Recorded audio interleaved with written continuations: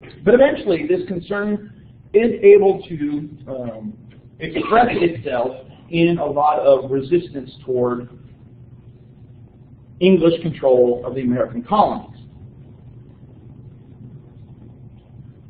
The king at the time is the third of the Hanover kings, George III, and of course, he's kind of the king that America is rebelling against, despite it actually being Parliament that created the acts that led to revolution. And the king becomes this figurehead of this unrest.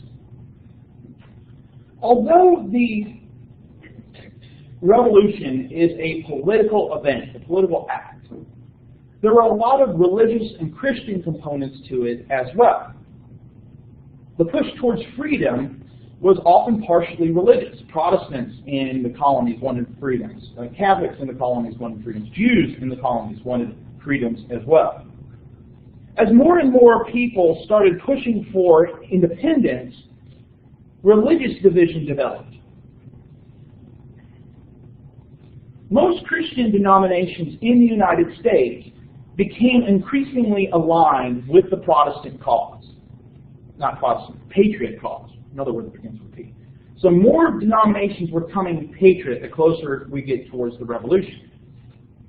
Most of the loyalists, the people that would have been identified in the colonies as loyalists, tended to be Anglicans because of how closely tied the church was with the crown. A lot of the clergy in the United States were patriots, except for the Anglican clergy, who were largely loyalists. And so denominations are splitting. There's changes taking place here because of this unrest. Additionally, there were other religious factors. One had to do with the amount of control the Church of England had in the colonies. The dissenters, the nonconformists, still faced a lot of persecution in the colonies despite the Act of Toleration.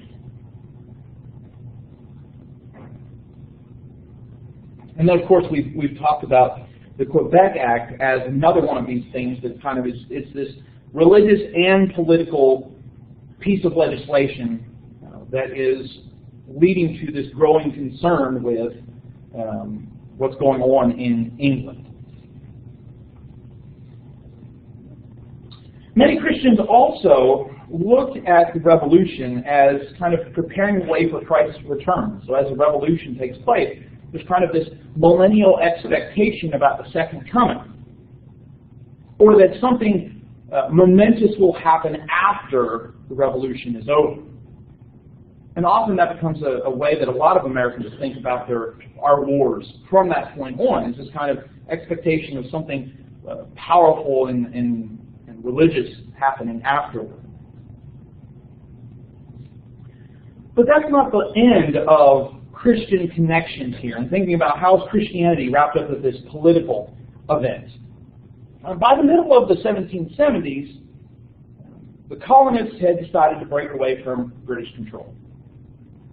In 1774, there's a meeting of the First Continental Congress in the city of Philadelphia as preparing to announce independence. Now, obviously, we're not going to spend time talking about all the things that go on in that Congress. We're looking at how Christianity tied up with this.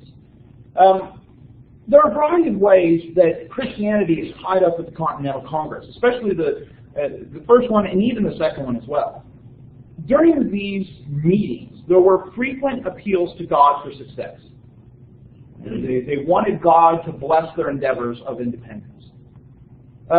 There was often statements released to others in the colonies encouraging people to pray, encouraging people to fast, encouraging people to give thanks, and so encouraging religious ceremony as a part of what's being done here politically. But in thinking about all of these kind of things, it's important to think, and it's important to ask, is this Christian that's what's going on? Some of the appeals being made from the Continental Congress, and some of the people making these appeals were explicitly Christian. Right? They were identified as Christians. They participated in religious services very frequently. But at other times, some of the language that was used was things like divine providence, or simply God, without any sort of explicit mention or indication that it was the Christian God being addressed.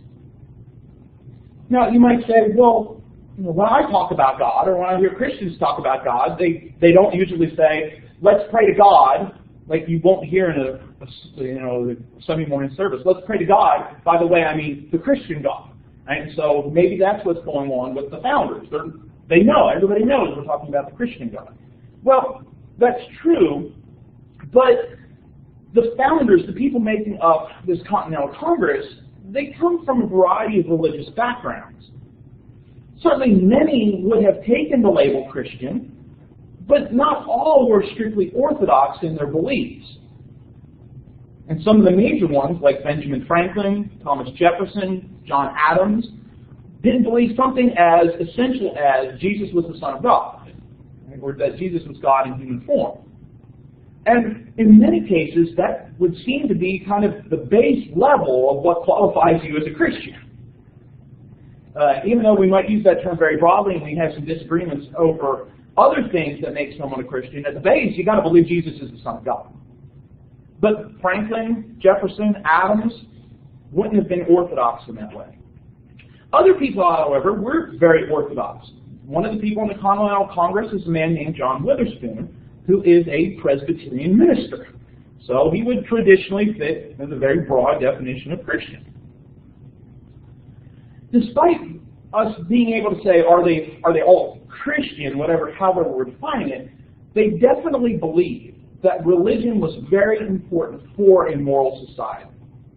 So while they have different views of Christianity, and they aren't kind of strictly setting out to establish a Christian nation like we might think that means, they did very definitely believe religion was important to society, largely because of the stability that religion brings to the society they were trying to create. The major statement of the Continental Congress, of course, is the Declaration of Independence.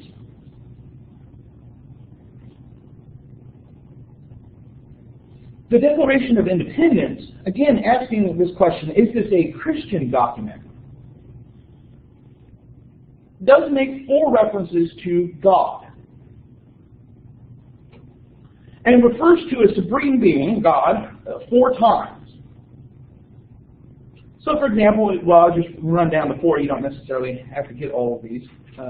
The right to declare liberty, for example, comes from the law of nature and nature's God.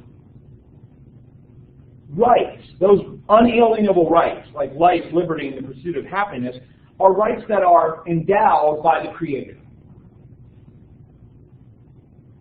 Further along in the Declaration of Independence, there is an appeal to the supreme judge of the world to examine the cause of the colonists.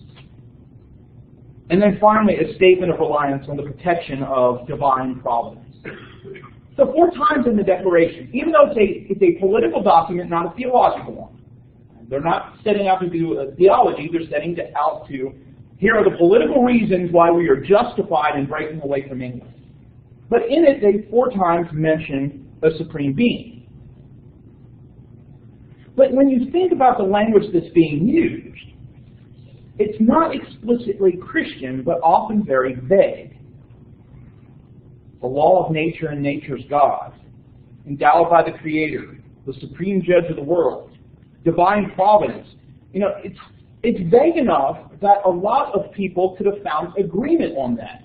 There's nothing here that a Christian, a deist, a Jew wouldn't necessarily disagree with religiously. Many of them would have found agreement on those types of descriptions of a supreme being. But certainly we wouldn't say they were all necessarily Christian. And this was probably Jefferson's intent. Write it in vague enough terms so all the colonists could agree without letting religion separate the people. Right? Bring that unity together, unify people.